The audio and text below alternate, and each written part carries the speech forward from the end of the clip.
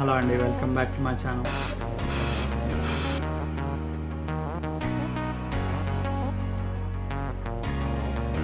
So every Thursday morning మాకు bin collection ఉంటుంది అనమాట. మనకి ఏ బిన్ ఎప్పుడు కలెక్ట్ చేసుకుంటారో తెలియాలంటే మనకు షీట్ ప్రొవైడ్ చేస్తారు. సో మన కౌన్సిల్ వెబ్సైట్లోకి వెళ్తే మనకి పీడిఎఫ్ దొరుకుతుంది అనమాట.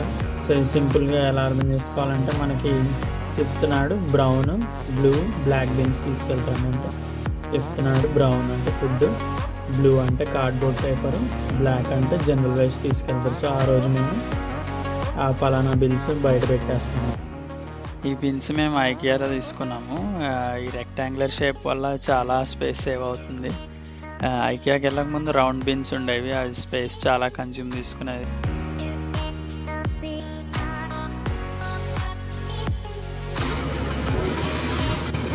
అది చూసుకుంటున్నారు కదా, ఇట్లా ఎవ్రీ వీక్ వచ్చేసి మన రీసైకిల్ వేస్ట్ కానీ మన జనరల్ వేస్ట్ ఉంటుంది కదా, తీసుకెళ్ళడానికి వస్తారు అనమాట.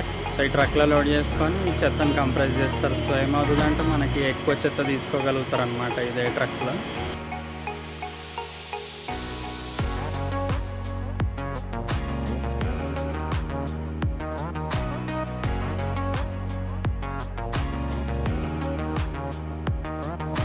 ఇది మన పేపర్ కార్డ్బోర్డ్ వేస్ట్ అనమాట. సో పేపర్ కానీ అట్ట కానీ మనకి ఇప్పుడు డెలివరీలో వస్తాయి కదా, ఇందులో వేసుకోవాలి.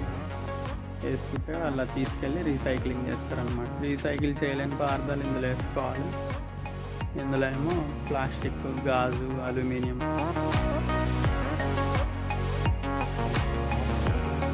అది ఫుడ్ వేస్ట్.